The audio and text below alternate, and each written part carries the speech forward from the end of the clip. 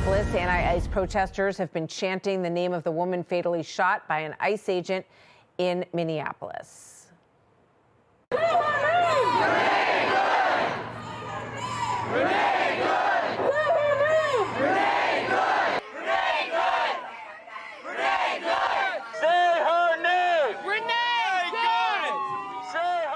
So my next guest, in a new op-ed for Fox, asks, where are the people chanting to say his daughter's name?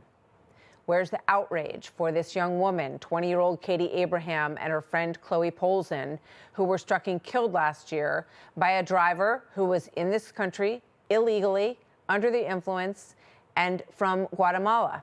Katie's father says that she was very bright, she was very spirited, and that she made people around her feel seen and recognized. He writes this, quote, when my daughter was violently killed, there were no emotional press conferences, no candlelight vigils. Where were the stories about how the car Katie was riding in was struck from behind at nearly 80 miles per hour by a drunk driving illegal alien? Where was the outrage over how first responders had to pry the vehicle open like a tuna can to pull my daughter's lifeless body from the wreckage? Good questions. Joe Abraham joins me now. Sir, thank you very much for being with us, and you have our deepest condolences on the loss of your beautiful daughter. And I understand your the impetus for this outrage. When you see what's happening in Minneapolis, you see all these people who are gathered and want people to chant the name of Renee Good. What is your reaction to all of this, sir? Yeah, thanks for having me, Martha.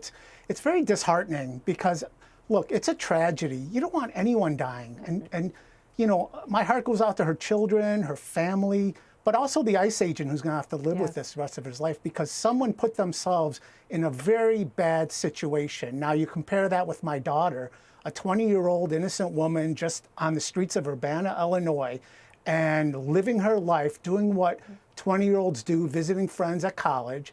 And, you know, she just gets hit by a Guatemalan national using a Mexican national alias. So where was the background and vetting check on that for Illinois? Then he fled the scene, of course, and he ran, and they finally got him down in Texas. So, you know, there's a character there that we keep standing behind. And then, you know, in federal court, and I've got the transcripts, he's being treated right now for HIV. So did he have HIV in our communities? Did he get it? I just don't know a lot of the specifics about this, but what I do know is Illinois and Governor Pritzker and the politicians had no front-end process that I've been talking about. There's no minimal vetting. There was no working with the federals because the federal law enforcement knew he was not who he says he was.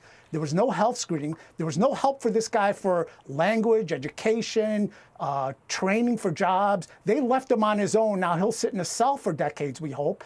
But, you know, I'm in a cell myself, but I'll be in my cell for the rest of my life. Yeah. So that's very pathetic and sad, I think. And I just feel very distressed that this is how it comes down to. Yeah, I don't blame you one bit. I would feel exactly the same way, I'm sure.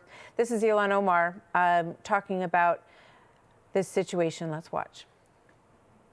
ICE officers have been struck by solidarity and care Minnesotans have shown for their neighbors. In the face of state-sanctioned violence, we have organized and protected each other. That is what Renee stood for. She died because she chose love and solidarity over fear. You know, it's interesting. I look at those words that she said, state-sanctioned violence, and I think about the policies that allowed the individual who took your daughter's life. That was basically the policy of the administration, the prior administration, to just let people in. How much do you hold them responsible for this?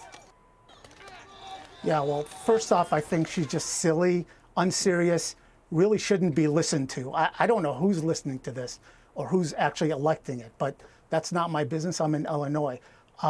It's not state-sanctioned violence. It's really, you want to talk insurrection, that's kind of what it looks like to me anyway.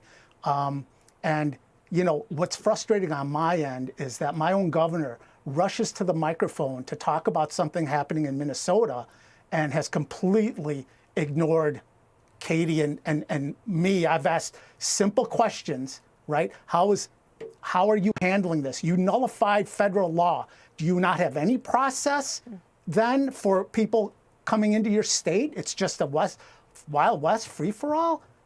And so that's the frustrating thing. Unbelievable. No, it's a real negligence on the part of the duty to look out for the people of your state, look out for the citizens of your state, look out for your beautiful 20-year-old daughter and her friend. It's an absolute, talk about atrocity.